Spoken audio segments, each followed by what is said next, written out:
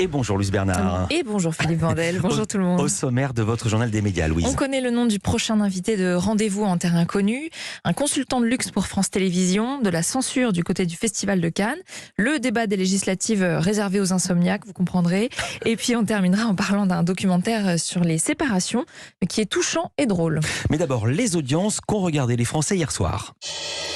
Ils ont regardé Koh-Lanta. L'émission a attiré 3 780 000 téléspectateurs, 18,1% de part d'audience devant TF1. Koh-Lanta qui remonte. La semaine dernière, l'émission avait réalisé son pire score de la saison. On n'est quand même pas encore sur les meilleurs scores qu'a connu l'émission, évidemment. Deuxième, France 3 avec La Doc et le Veto. En fait, c'est une série. Il y avait eu un premier téléfilm avec Michel Simès notamment. C'était un test. Qui avait très bien marché. Et cette fois-ci, ça a attiré 3 650 000 téléspectateurs, 17,7% de part d'audience. Ça reste un bon score, ce n'est pas autant que la première fois où c'était 4 680 000. Il y a 1 million de personnes en moins. Est-ce que la série reviendra ? On vous le dira. Mais c'est un très bon score vu la météo. Oui, exactement. Toujours parce que Culture Média.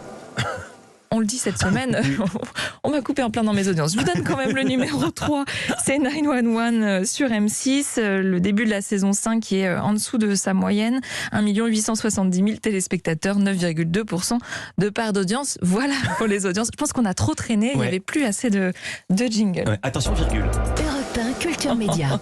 On y arrive, on commence ces Sochaux qui nous perturbent. On commence ce journal des médias avec le nom du prochain invité de l'émission Rendez-vous en terre inconnue. C'est l'humoriste Jarry qui vient de s'envoler pour 3 semaines avec le présentateur Raphaël de Casabianca. Et on connaît aussi leur destination, le Groenland. Oh. C'est une... Oui, en pleine canicule. J'arrive au Groenland, j'ai envie de voir ça. C'est une première dans l'émission. Ils vont aller dans le village le plus au nord de la planète, à 1300 km du pôle Nord seulement, pour rencontrer les Inuits. Un peu de patience avant de découvrir cette émission à l'antenne. France 2 va d'abord diffuser celle tournée avec le chanteur Oli du groupe Big Flo et Oli, qui est parti, lui, à Madagascar. Retour en France, Richard Gasquet rejoint France Télévisions comme consultant. C'est une première pour le tennisman français, première fois en tant que consultant. C'est le magazine Stade 2 qui l'a annoncé dimanche soir. Le service public profitera donc de son expertise le temps du tournoi Roland-Garros qui commence dimanche, mais avec une particularité et pas des moindres, il ne sera pas là les premiers jours puisqu'il va lui-même jouer.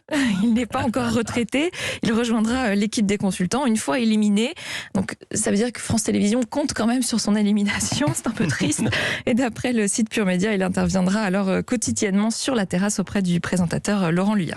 On quitte Roland-Garros pour Cannes. Le festival est accusé d'avoir censuré une interview de son directeur Thierry Frémaux. Longtemps bastion de la liberté artistique, le festival de Cannes a un secret. Il censure les interviews du directeur du festival. C'est par ces mots que le site américain Deadline raconte sa mésaventure à ses lecteurs. Il leur explique pourquoi il a décidé de ne pas publier du tout cette interview. Il préfère en raconter les coulisses.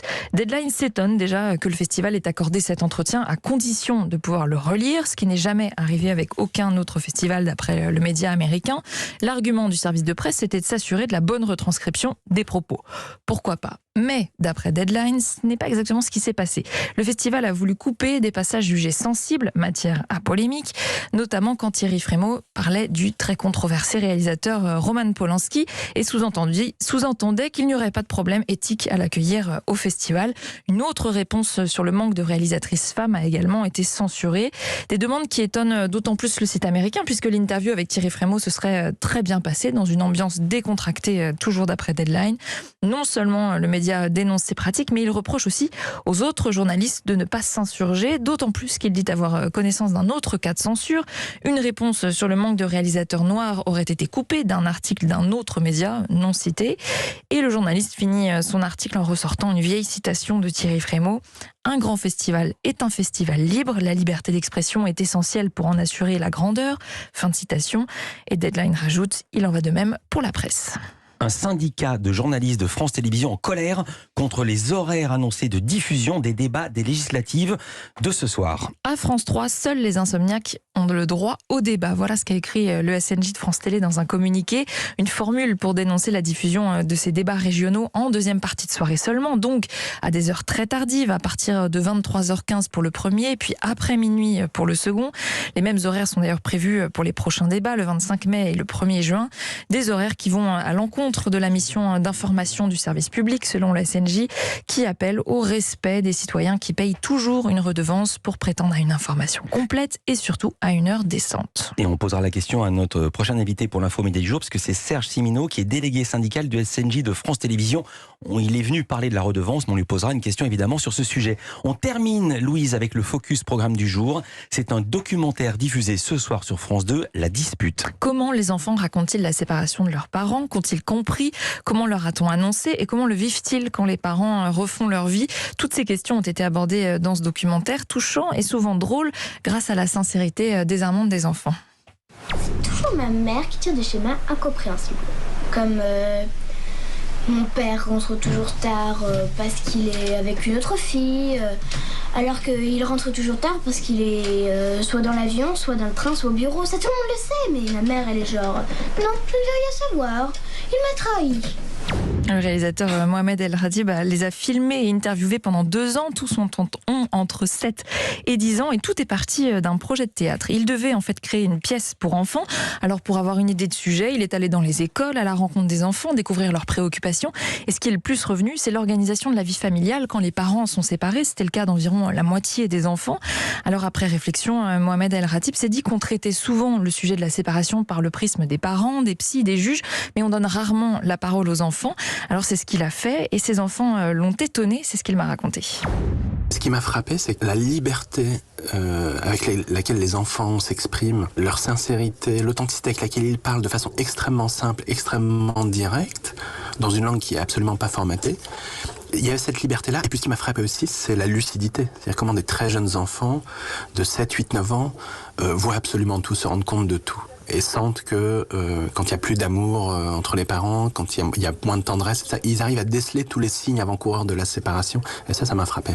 C'est vrai que c'est très étonnant à découvrir dans ce documentaire. Et les parents n'en sont néanmoins pas totalement absents.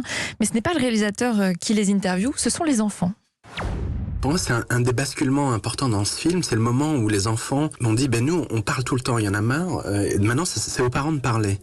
C'est à eux de mettre des mots aussi, donc on va aller interviewer les parents et d'un coup ils se sont retrouvés désarçonnés devant des questions qui sont des questions gênantes, des questions intimes, indiscrètes, mais avec lesquelles on ne peut pas faire de langue de bois, donc il a fallu apporter des réponses.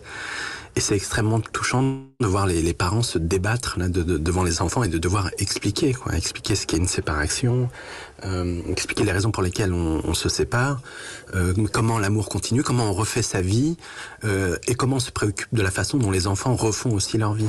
Et ils ont beaucoup plus de mal à parler, les parents, que les enfants. Vous pourrez le découvrir ce soir dans ce documentaire infrarouge La Dispute qui est diffusé à 23h sur France 2. Merci beaucoup Louise Bernard. Toutes ces infos à retrouver dans notre newsletter média. L'inscription est gratuite, c'est sur europe1.fr. À demain Louise pour un nouveau journal des médias.